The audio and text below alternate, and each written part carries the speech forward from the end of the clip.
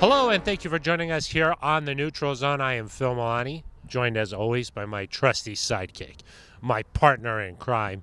Really, the best way to describe this person is my everything. It's at Eric Dalala. Phil, good to see you. Good to be sitting next to you. We're out here in the land of 10,000 lakes. If you are watching on YouTube right now, you might say, what the heck is going on? Because this is not our traditional Zoom format. We're not in the podcast studio. We are on the road. We are in the Twin Cities covering the Broncos joint practices with the Minnesota Vikings. Yeah, I think one of the lakes is behind us. Ben Swanson, of course, is behind the camera. Oh, wait, no, it's a pile of Jenga blocks. A little bit more efficient than Ben Swanson. Since the Neutral Zone doesn't have an official sponsor, we don't have a big budget, so we got to stack these things up on some Jenga blocks right now and just point it towards something. You can't really even see what's behind us, but actually the Vikings facility is behind us here along with one of 10,000 lakes. That's right, and we're still going to give you good content because that's what we do. We're going to talk about joint practices. We're going to talk about George Paton. He came home, Phil. Yeah. Came back to Minnesota. It was his first trip officially, with the team in the GM role with the Broncos, and he had to come back to Minnesota. He had to see Rick Spielman. It was fitting, I think. He said that. He seemed a little emotional. I mean, spent a long time here, so it was nice to get his thoughts on coming back. But more importantly, the quarterback battle, Phil. It rages on. Exactly. So if you're watching on YouTube, it looks a little different, but you're still going to get the same great content. Like Eric mentioned there, we're going to talk about George Paton's comments. He met the media this week for the first time since training camp started, get his thoughts on the quarterback competition, plus some of his comments last week to Peter King, talking about why the Broncos went with Pat Surtain II over maybe a quarterback. We'll dive into that just a little bit here. So far, it seems like Surtain has lived up to all expectations. Yeah, I mean, when you think of the highlights from this week, one that stands out is him going up against Amir Smith-Marset, one of the Vikings rookie receivers, and just put the clamps on him. Had no chance to catch the ball, didn't fall for a double move. He's been impressive. He's going to play a lot as early as week one. And, he's so good that George Paton said this team has gotten calls about their cornerback depth because I think other teams know how good he is, too, and that the Broncos can't keep him off the field. The Broncos are loaded. They've been playing Surtain at linebacker in some of these packages, so they got to get all these guys on the field. I think roster cutdowns are going to be really interesting all around the league, but especially for the Broncos. They're going to have some really tough decisions here with the depth that they've been able to build. So we'll talk about Paton's comments there and then also maybe start out with some observations from the two practices with the Minnesota Vikings. That's why this podcast is coming out a day late, Eric. It's because we wanted to just really give you everything that we could, watch both practices, and then we bring you the Neutral Zone. Yeah, you don't want to give people just the appetizer. You want them to have the entree too, maybe a little dessert, a salad course. You want people to have the entire meal before you write down your review, and so it wouldn't have been right to do this on Thursday morning because the Vikings feel a little bit different. Vic Fangio, he likes to get up and at it. He likes to have practice in the morning, then you grind in the afternoon. Vikings wait till a little bit later to get going. Yeah, that's been throwing a loop into our schedule because, normally after practice we like to get some steak maybe, go out and hit the town. That's a normal occurrence when we're back at UC Health Training Center. But here in Minnesota, we've just been grinding all night long. It's tough. That's right. We're used to it, though. Yeah, exactly. Eric, something I realized we've forgot to tell people the last couple of weeks how to get in contact with the Neutral Zone. Of course, if you're watching on YouTube, you just smash that subscribe button, leave a comment. We read all of the comments. That's why I'm wearing a hat today, Eric, because people were bashing my hair. Yeah, that's true. And just the negativity kind of raining down on you. It's we've been called haters a lot in recent weeks. I don't think it's true. We just tell the truth. Somebody commented, they said that my voice makes them want to rip their tongue out because they just can't handle it. It's so nasally. That really got to me. I've been thinking about that because, one, it hurts my feelings, but two, I'm not sure what ripping your tongue out would even do to help prevent you hearing my voice.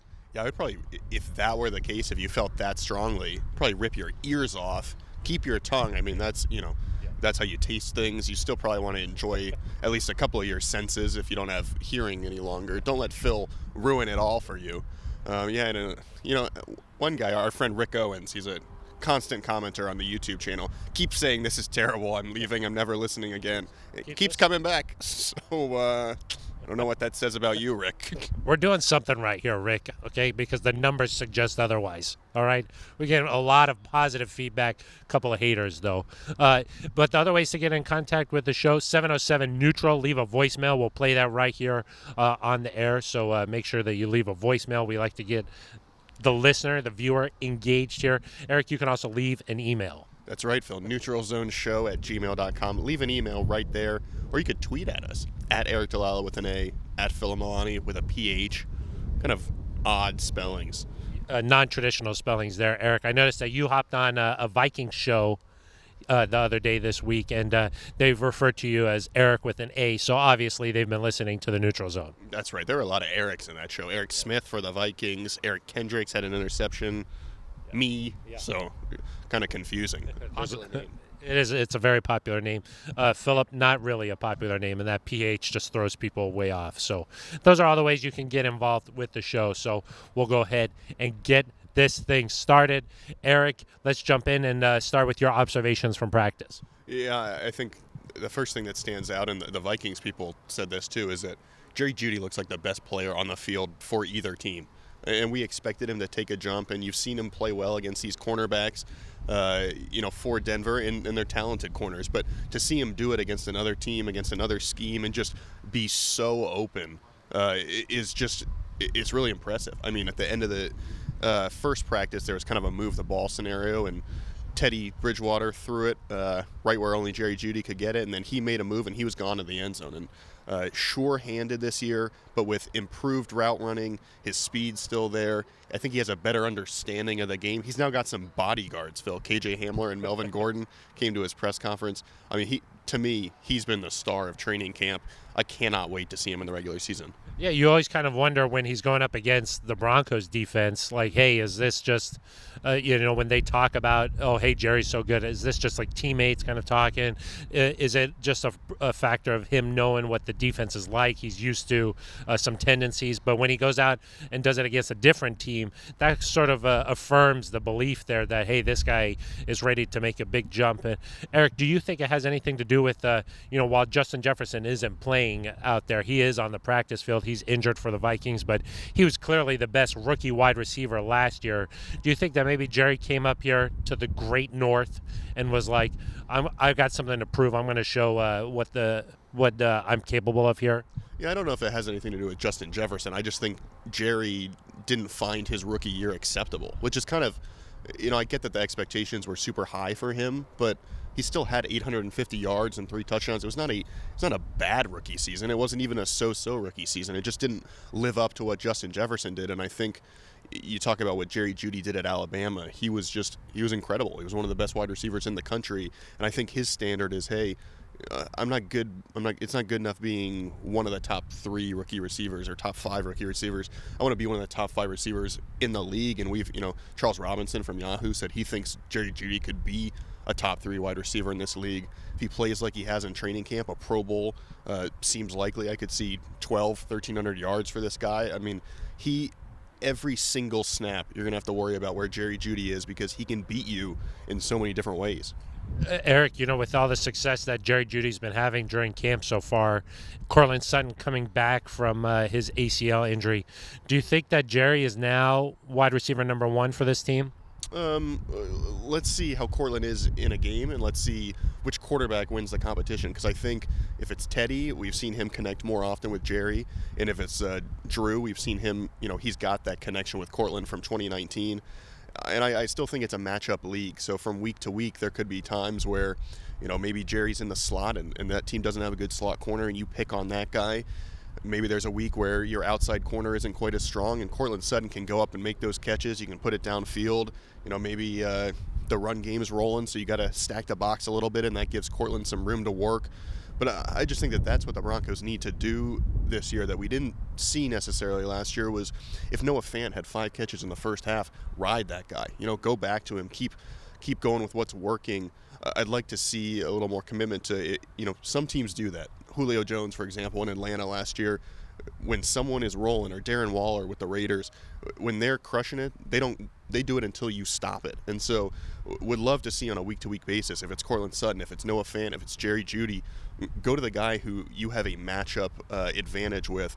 But I truly do think that maybe by the end of the year, Jerry could take a step into that spot. He's just that good, and that's not a knock on Cortland. I just think that's how good Jerry is. But for right now, I want to see how that works out in a game, because right now we're only seeing 3 snaps at a time, 5 snaps at a time. What happens when you're playing 60 snaps in a game? What do those targets look like? Not quite sure yet. I do think it's going to change on a week-to-week basis, but overall, it does seem like Jerry Jeudy is the most dangerous player on the field for the Broncos, regardless of what the matchup looks like. He's got the size, he's got the speed, he's got the route running. Now he's catching everything that comes his way, so it does seem like he might be the guy that defensive coordinators, if they say, hey, we're going to take away the Broncos' biggest threat, I do think that that's going to be Jerry Jeudy on a week-to-week basis. Eric, what did you think from the rest of the offense? We saw on Thursday they did some move-the-ball stuff. They did some red zone work. They didn't find the end zone, at least on Thursday. Yeah, and one last thing on Jeudy is you talked about, hey, let's shut him down. Let's focus on Jerry Jeudy. You got to stop him first. Like they did that last year where they bracketed him a couple times, and still he found ways to get open. So easier said than done. With the rest of the offense, Phil, offensive line I thought struggled a little bit Wednesday. There was a lot of pressure from the Vikings. You're right on the move the ball drill. Drew Lock was the only quarterback that did that on Thursday. Teddy didn't get a shot there. He did on Wednesday, and a couple weeks ago I think it was, the Broncos did that in Denver and they weren't able to score, and Vic said that's a doable situation, we got to do it. Teddy Bridgewater, Jerry Jeudy, the throw I talked about before, they did it on Wednesday. Drew Lock got close and then was intercepted, and then you're right, on Thursday Drew Lock was unable to get down there, so clearly that's still a work in progress, kind of some of those situational things, but that's why I'm glad that they've been doing it so often, is because you need that work. The running game, to me, does look solid. We hope, as we're recording this, we don't know quite what Mike Boone's injury is, but the Broncos do have good depth there. And the other thing that stands out, Phil, is I think the defense is as advertised, and we can go to that in a second if you want. But the Broncos offense, I think, still a work in progress, but some encouraging signs. Yeah, Teddy threw a couple of interceptions too on Thursday, so important to note that, because I think that most people who watch this listen to the Neutral Zone often.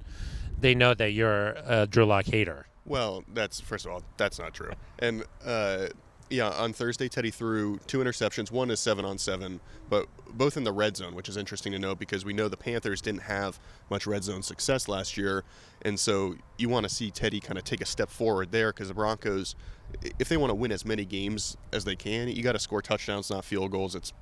It's a statement that's kind of run its course. Like, you say it again and again, but it's true. And but Teddy also makes the biggest play of the day on Thursday, which is a 45-yard bomb to KJ Hamler, whereas Drew makes the exact same throw and can't quite connect. And so Drew on Thursday, he didn't make any mistakes, no interceptions. You like to see that, but didn't have quite the same ability to move the ball.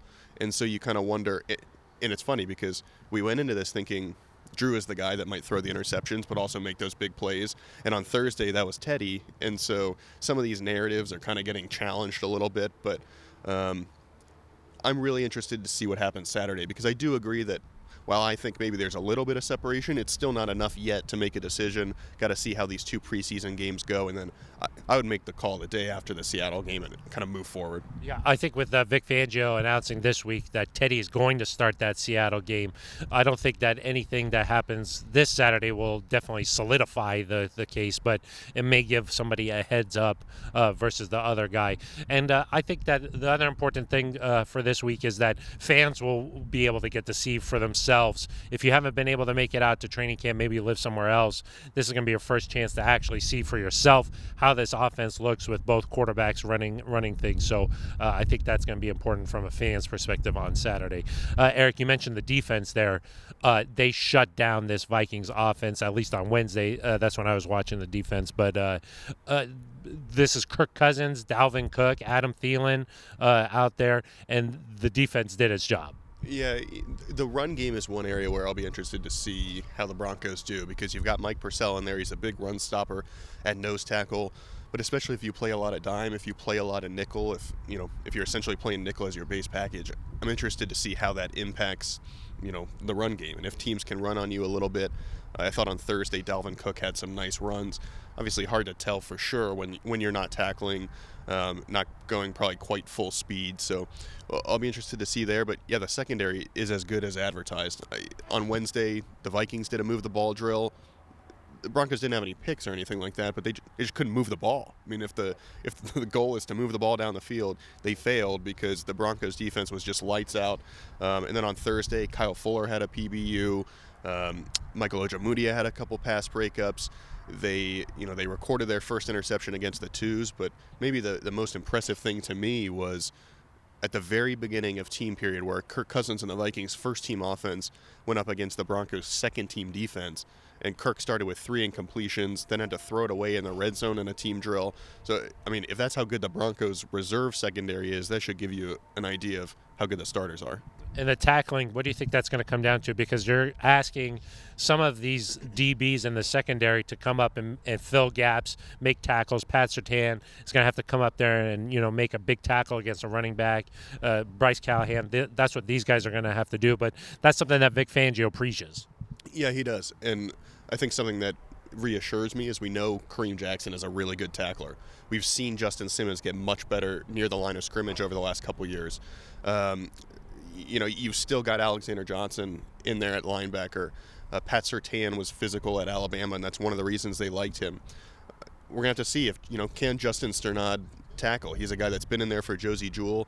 He's good in that nickel package because of his ability to run and cover, but he's not the biggest linebacker. And so if he's got, if it's 3rd and 6 and it's a draw, can he come up and make a play? That's something I'll be interested to watch in the preseason. And then some of these reserve guys like a Caden Stearns. We've heard Vic talk a lot about how much he likes him, how much he likes his ability to kind of figure things out, but he's got to show that he can tackle. And so that is something that we'll see, but I just have some faith because of Vic Fangio's kind of foundation in defense that he's going to have these guys ready to tackle.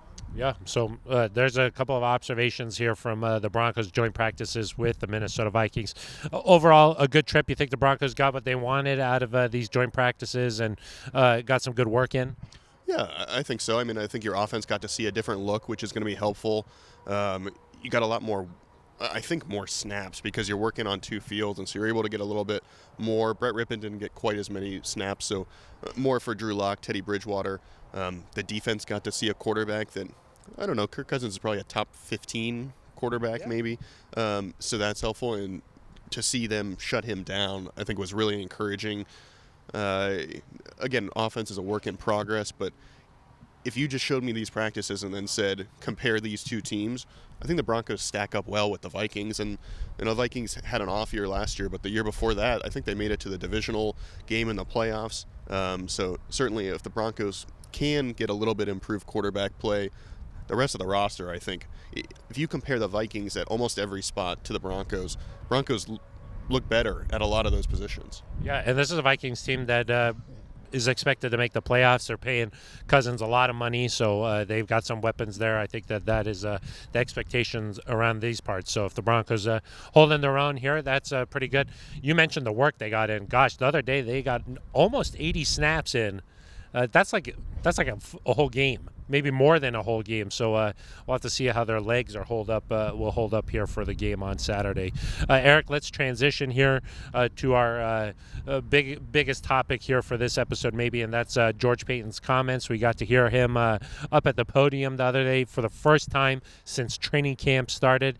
He said that he feels okay about the quarterback position right now. He's not nervous about what's happening, finding that guy. He said maybe they have that guy inside the building. Yeah, and that was one of the more interesting things is he said you've got to build, he said the rest of the roster has to play better around the quarterback. You hope that maybe you have some of these foundational pieces, like he didn't name these guys, but I'm naming these foundational pieces: Jerry Jeudy, Bradley Chubb, Justin Simmons, Cortland Sutton, Garrett Bowles. Like those are some of the Broncos' core players. And he said you've got to have a foundational quarterback, and you keep looking till you find one. And the fact that he said we might have one here is interesting because to me that either means they think that Drew can take the jump because he's the young guy that you haven't seen play well, or they really believe that Teddy can be back to that 11-5 quarterback and maybe even be a little bit better. It sounded like listening to Mike Zimmer, the Vikings coach, that Teddy's definitely improved since he was here and had that good season in 2015. But I think maybe that surprised people that he said the foundational quarterback could be here because Teddy has seemed, maybe to me at least, like he could be a short-term answer, and I don't know what a long-term solution with Teddy looks like, but it certainly seems like the Broncos are at least keeping their minds open to that being a possibility. Yeah, I think most people think maybe like if Drew Lock is the guy, then that means they've solved their quarterback issue for the foreseeable future. And for some reason, people view Teddy as just a short-term option, but maybe that's not necessarily the case. Maybe, he's still got quite a bit left in the tank. He certainly seems healthy right now, and who knows what could happen. But yeah, George, I think he said all the right things. You know what I mean? Like he's not going to say, "Oh, I don't know what we're going to do." Like we're nervous. The season's coming up. I think that he said all the right things. He said that he's been encouraged by the quarterback competition. He likes the way that he's embraced it. He also mentioned that he's just a sounding board and that this decision will ultimately come down to Vic Fangio. Yeah, and I think that has to be the case in some ways. Like, I do fully expect George Paton to share his input. And it sounds like they're watching a lot of film together. They're checking out every single snap of each quarterback multiple times. The scouting staff's involved. The rest of the coaching staff's involved.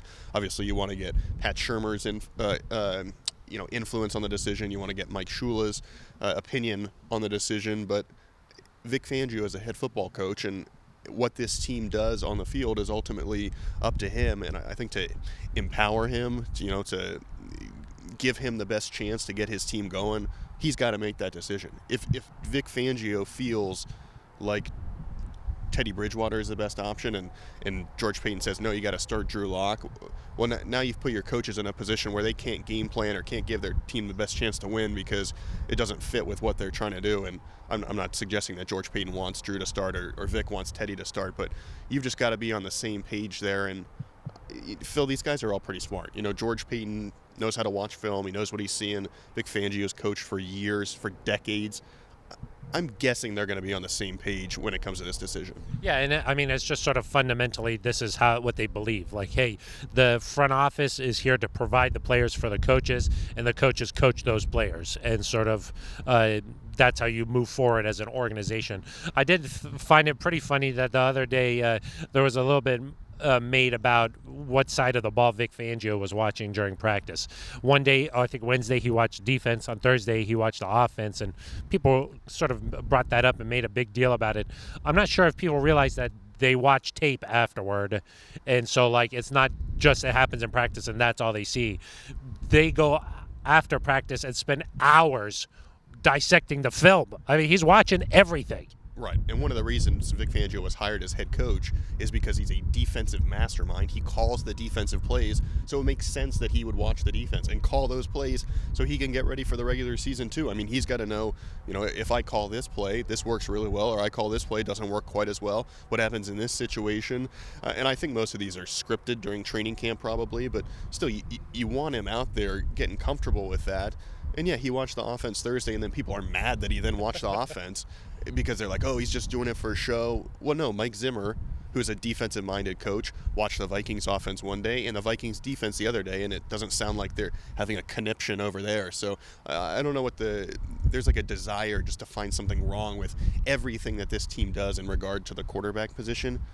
It's not that serious. It's a serious situation, but like, it's not a big deal that he watched the defense and then the offense. It wouldn't have been a big deal if you watched the defense both days because you can go in and watch the tape like you're mentioning, Phil. I mean, that's why they film it. It'd be one thing if you couldn't go in, and even if he's watching the offense, there's a chance he's not seeing something out there anyway, or watching the defense. He coaches say that all the time. Let me watch the tape. And it's not a throwaway answer. Especially from the sideline, you cannot see nearly as much as people think you can see. It's not like watching on TV. And so that's why tape exists. This is a made-up controversy. Yeah, I mean, just to give people an idea of what the schedule looks like here, it's like all morning they have meetings, then they go to practice, they come back, and then all night they have meetings. So, like, that is what the day consists of. And it's not like when Vic is asked about the quarterbacks, he's like, I have no idea what's going on. I'm just a defensive person. No, he gives you an answer. And then if it's something really specific, he says, I got to go watch the tape. And I think that that's an honest thing. So I think that was the sort of the main points that George was making, was just that, hey, I think that maybe, we got that guy here, and I think that also he's encouraged by the quarterback competition and how it's moving forward. The other thing we wanted to talk about, Eric, was that last week, talking to Peter King, Football Morning in America of NBC Sports, he was at the facility and talked to George Paton. Paton, in that conversation, said that maybe it's harder to find a foundational cornerback for your piece, for your franchise moving forward. Might be harder to find that guy than you finding a franchise quarterback. That kind of got people going also a little bit here. And George sort of clarified what he meant on Thursday. Well, and I like Peter King. Peter King is a great writer, great reporter. He goes around there are few people I think that are as tapped in as Peter King. But some of this is because of Peter's writing style. Whereas Peter he'll go and he'll spend, from watching, he probably spent 30 minutes, 20 minutes with George Paton. I mean, a lot of time talking to him. And then there's one or two quotes that are a line each, because what Peter does is he takes all this information and he distills it down, and then he summarizes it essentially. And so in the summary, George Paton essentially told Peter King, we liked Pat Surtain more than any other player on the board, which would include Justin Fields and Mac Jones. But all anybody latches onto is the quote, which is, like you said, it's easier to find a quarterback than it is to find a foundational cornerback. And people just went berserk. And so George had to clarify that. But I think just to start, some of that is because of how it was presented. And I think if you probably showed all of his initial quote, we wouldn't have had this. But George made it clear. He does know that the quarterback is the most important position in sports, knows they're looking for it. But what it comes down to is they thought Pat Surtain at number 9 was the best player there. Not the best cornerback, not the best wide receiver, not out of the defensive players. They thought Pat Surtain was the best player at any position. And that means that they thought he was better than Justin Fields and Mac Jones. And even if the quarterback is a more important position, if you don't think that those guys are the answer, you can't waste a pick on them just for the sake of doing it. Yeah, I mean, he also went on to say that he does the way he identifies what a franchise quarterback means is that's a guy who, regardless of what's happening, can win the football game. It doesn't matter what the offensive line is like. It doesn't matter what the wide receivers are like, what the running game is like. Because you have that quarterback, you're going to be able to win games. To me, that means like Peyton Manning, John Elway. Those are franchise quarterbacks that it doesn't matter what the talent is like around them. They are going to give their team an opportunity to win the game. And if he didn't think that Justin Fields was that, then he didn't use the pick. And I think it's that simple. But, Eric, I think that it's natural for fans to keep an eye on what Justin Fields does this season and just sort of say, okay, that guy could have been in Denver, so you just want to keep an eye on him. But on the flip side of that, Pat Surtain has been as advertised, as good as everybody has been talking him up as. Yeah, and I think there's a scale here too, right? Because the quarterback is more valuable than a corner. Then let's say Pat Surtain has a 10 out of 10 as a corner. That we think he's going to be a perennial Pro Bowler, that he's going to end up being an All-Pro, that he's going to be that good. Some people, we talked to Champ Bailey, and he said this kid impresses me. That's pretty high praise. So let's say he's a 10. There's probably a level where you still go with the quarterback, even if he's not as good. If that quarterback's a 9 out of 10, an 8 out of 10, you might decide, like, hey, if this guy is Kyler Murray, or if this guy is Baker Mayfield, it's still worth taking him there because of how good he is in relation to other quarterbacks. But we don't know where that tipping point is for George. He might decide this quarterback needed to be an 8 out of 10 in order to take him over Pat Surtain. He might need to be a 7 out of 10. And more importantly, we don't know what he rated Justin Fields and Mac Jones, and it's probably not on a 10-point scale. There's probably something much more precise, but just for the sake of explanation, to me, what them taking Surtain means, and him also understanding that quarterback is the most important position, it means that whatever they graded Justin Fields and Mac Jones was not significant enough to outweigh just how good Surtain was. And so you're right, you'll keep an eye on Fields, you'll keep an eye on Surtain, especially in Denver. They're going to be connected. People are going to keep an eye on them, but you hired George Paton to evaluate. He has his first draft class. He has his first free agent class. He's made some decisions to keep some players here. You got to give him a little bit of time, and you've hired him to evaluate. So let him evaluate, let him make the decisions, and then determine later. You're going to see on the field in a year or two as he gets some more people in if it works, if it results in wins, if it results in playoff berths. And if not, then you can say, well, maybe you made the wrong choice here. But for now, you got to trust the guy that you hired to make the decisions he thinks are the right ones. And on some level, what he said does actually make sense. I mean, there are, maybe 7, 8 franchise quarterbacks in the NFL truly that can go out there and give their team an opportunity to win every single week. You have to have that if you want to win at the highest level, in my opinion. So eventually, the Broncos are going to have to try and find that guy. But if you talk about truly franchise cornerbacks, there's just not that many out there around the NFL. And certainly we in Denver have seen what it's like when you have that guy. Champ Bailey did it for so many years. Maybe a couple of years there, Aqib Talib was sort of like that kind of a franchise cornerback. And if eventually Pat Surtain is one of those foundational pieces, then I think that the Broncos have made the right choice here. But obviously, you got to keep an eye on what happens with Justin Fields there, because that's the way the draft works. These players are tied together forever. Well, and look at how the Broncos got close to beating the Chiefs last year in Kansas City. They didn't score 35 points. They didn't need to score 35 points. They needed one more field goal or touchdown essentially there at the end, but they just shut Mahomes down for the most part, and that was with third-string corners at that point because a lot of people were getting hurt. If you can have Surtain and Ronald Darby and Kyle Fuller and Justin Simmons and Kareem Jackson, and you can hold Mahomes to, even if it's just 20 points, you should be in a position now where each game is competitive. And maybe you're not winning every single one of them, but now Mahomes is looking at that game and thinking, this is a headache. I don't want to play Denver because their secondary is going to make everything difficult for me. And so,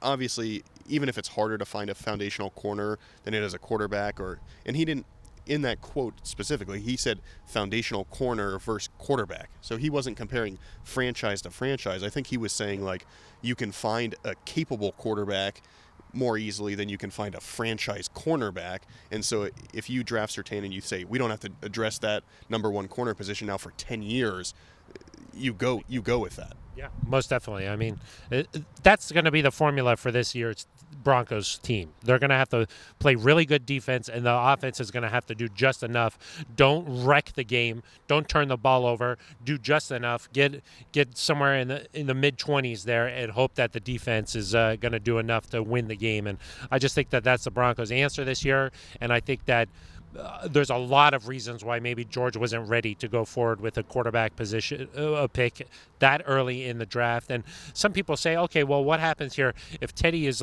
pretty good and the Broncos are they sneak in the playoffs? Then they're not going to be in that position to draft a quarterback for a few years or next year certainly. I just don't buy that. I mean, if you really like a quarterback, you can always trade up to go get that guy. We saw the 49ers do that with Trey Lance last year. We saw the Chiefs. That's how they got Patrick Mahomes. I mean, that was a pretty good Chiefs team with Alex Smith. They made the move up to go get Patrick Mahomes. So if the Broncos really like a guy moving forward, they'll figure out a way to get that guy. Yeah, and that's all about evaluation too, right? You're not going to be able to, if you were the Broncos this year, you're probably not in a position to go up and get Trevor Lawrence, because the Jaguars are not moving off that spot, and the Jets would have required a ton of draft capital to get up to that number 2 spot. But when you're in that position, it probably means you're pretty good, right? Like if you're drafting in the late teens, early 20s, obviously the late 20s, it means you're near the playoffs, or you're in the playoffs, or you're winning playoff games, and so that means, well, I've probably got good players, which means I probably got good evaluators, and so you trust them to then be able to look at the quarterback crop and say, okay, well, this guy maybe, a Patrick Mahomes, he's a little bit under the radar. Can we go from 26 to 10 or 26 to 12 and get this guy if he falls? And And it worked. In the Bears, for example, they moved up from, I think, 20 or 19 to get Justin Fields. And, they gave up a couple first-round picks, but if it works with him, obviously that's going to be worth it. And they take a roster that was near the playoffs at least and add a quarterback to it. So you're right. If you go 9-8, 8-9, 10-7, somewhere in there, you could stick with Teddy Bridgewater. You could make a move in the draft and get your guy. You could add in free agency. I think, especially now in the NFL, Phil, we see things change so quickly, and I wonder if that's just going to keep happening with these quarterbacks who say, I don't want to be here anymore. Is Rodgers available? Is Russell Wilson actually going to say, I'm done in Seattle? Obviously, Deshaun Watson has all sorts of stuff going on right now from a civil investigation, but he could be available next year. So I do think it's smart that you're kind of letting the options play out instead of boxing yourself into a corner, especially if it's not the guy you like. Yeah, and most definitely. And also from George's perspective, maybe on some level he was like, look, let's see what Drew Lock can do too, because Drew played well his rookie year, 5 games, and then the COVID season. We've talked ad nausea about that, just talking about no off season, first year with Pat Shurmur. Maybe it's possible that Drew can come and outperform what the initial expectations were here from George Paton. So I think there's a lot of reasons why you just say, let's take Pat Surtain and let's see what happens here. And I think that George really clarified what he meant on Thursday when he met the media here. And I think what he had to say really made a lot of sense. Eric, anything else you want to talk about with that? No, I think we've gone through it. It makes bottom line, if you don't like those quarterbacks and you think Pat Surtain is that good, you take Pat Surtain. You could be wrong in your evaluation. George Paton may not be right. He may be right. But either way, you've hired him to make that decision. He made it.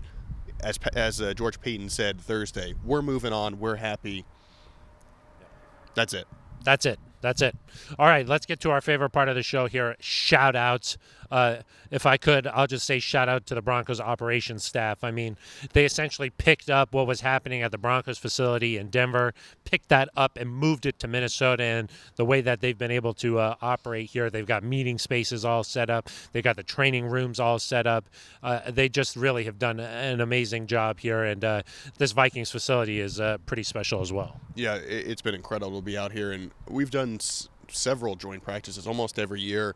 I think every year except for the COVID year since I've been here, and this was one of the smoothest I've seen, in terms of what the Broncos were able to do, in terms of working with the Vikings. There were a couple like little shoving matches or maybe conversations between the Broncos defense and the Vikings offense, but I think a lot of mutual respect between the two teams that comes from, George Paton and Rick Spielman are very similar, and then Mike Zimmer and Vic Fangio are pretty similar. I think Zimmer said in his press conference, we're both old and boring, but they're also, old school coaches that get how to run a practice. And so I think this has been incredibly valuable work.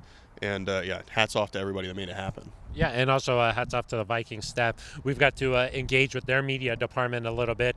We had some turf wars. It was pretty much just like Anchorman, where we were rolling up for that first practice, and they were like, hey, just so you know, this is our turf. Yeah, that's right. And you were like, I love Lamp. Yeah. Yeah, exactly. And then Eric tried to almost kill the guy. I think that's what happened. Yeah, almost killed the guy. So, but it's been fun getting to work with the Minnesota folks over there. Eric, the one downside to being here in Minnesota, not really a ton of community opportunities for Liz Manis-Gerald's. Yeah, that's tough. I mean, no players here to be in the community, but looking forward to getting back in the community. And I'm sure maybe Liz Manis-Gerald's has some Zoom set up or something like that this week that she could get going. So hopefully she's making it through. Yeah, and then also shout out to a podcast supervisor in in training maybe or in auditioning, Ben Swanson, for operating the camera. Yeah, thank you for sending these Jenga blocks. They were very helpful in getting the podcast rolling. I like it. We might maybe make this a staple of the podcast. Maybe let's do it outside every day. Hopefully the wind hasn't been too bad for the audio. That's what, I want everybody to be able to really hear the quality of my voice, not so nasally when I'm outside, huh? Yeah. Hopefully nobody's ripped their tongue out to help their hearing. Yeah, exactly. Oh, on a personal note, Eric, as you well know, my back it's been a rough shape on this trip, and I just wanted to shout out the Broncos training staff, really taking care of me. Dr. Mike Leahy, really a sorcerer, Eric. Phil, when you carry the team as much as you have, you expect your back to hurt a little bit, but gosh, it's been bad. I mean, I've had to pick you up and carry you from field to field. It's been a good workout for me, but hope you feel better soon. Yeah. Hopefully we'll feel a little bit better soon too. I think it happened after a long weekend in Canton. Eric, both you and I were out there, and that was a fun weekend, but it was also it's hard work trying to track down Peyton Manning. We got to run all over parades and all this kind of stuff. It's that's a job. Yeah, that's right. I mean, I even forgot that we were in Canton since the last episode of the Neutral Zone. It feels like so long ago, but shout out to everybody from our team who went to Canton. Got some great stuff. As you mentioned, Peyton Manning, John Lynch, Steve Atwater, Mike Shanahan, Wade Phillips, Aqib Talib, Eli Manning, Tom Brady. Oh, no. No, we didn't get Tom Brady. The golden boy ascended from the heavens and landed, and we didn't get him in that path. Yeah, but no, what a cool weekend. Some good content for you, Broncos country, but also just cool to see Steve Atwater finally go in. You could tell how emotional he was. A couple of things that stood out to me, talking about his mom, obviously, who's passed away and couldn't be there, and then his wife, just clear how much Letha means to him. So cool for Steve. And then Peyton Manning, gosh, what a speech. I mean, started off with some little roasts. I liked that. Hit Ray Lewis a little bit, got Tom, and then some people think his application for NFL commissioner there toward the end, I'm not sure I believe that he would do that, but you just listen to him and you're like, the expectations are so high, and somehow he meets them every time. And John Lynch, too, also did a nice job with his speech. So, yeah, some really cool speeches, some emotional moments. I wish the speeches were a little bit longer. I could have listened to Peyton for a long time. Yeah, they did 7 or 8 minutes because of how many people there were. I like the limit. I like the idea of playing the music. Now, they weren't going to play the music on Peyton Manning. I think Peyton could have talked for 10 more minutes, and the speakers would have stayed silent. But yeah, give him 15 minutes, because guys had to choose. Do you thank everybody? Like Steve went through and thanked everybody, which was great. And then Peyton kind of did like a couple quick thank yous, and Edgerrin James did a couple quick thank yous, but you kind of had to skip thanking all these people to tell a story. I don't think you should have to choose. So if you had 15 minutes, you could do 5 minutes of thank you, something like that, and then 10 minutes of a story or a lesson. I think that would be better, and you still would get out of there in a couple hours. So I hope that's what they do moving forward. Hard to sum up an entire football career, a Hall of Fame career, in 7 minutes. So many people are part of that journey. So, yeah, you want to be able to thank everybody, but also have a few stories, some funny stuff in there, too. Edgerrin James, obviously very funny. Started with gold teeth, ended with a gold jacket. That's a memorable line. That's like Neutral Zone worthy. He was great. Yeah. That was impressive. I mean, what he said, he was looked at his gold jacket number and said that number inmate he was in the Canton Correctional Institute. I mean, just a really good speech. Yeah, that was a lot of fun out there. So, all right, well, hope everybody enjoyed this episode and enjoys the game. We talked a little bit about our observations from practice out there, and then also some stuff from George Paton this week, talking about the quarterbacks and also his comments to Peter King. So if you liked it, smash that subscribe button on YouTube. Follow us on Twitter at Eric Dalala with an A, at Phil Milani with a PH.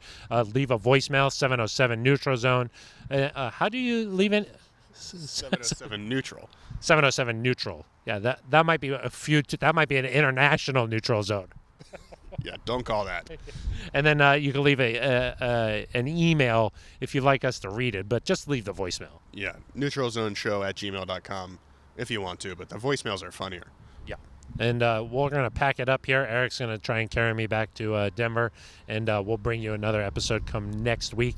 We'll break down this Vikings game and look ahead to a Seahawks game where Teddy Bridgewater will be the starter.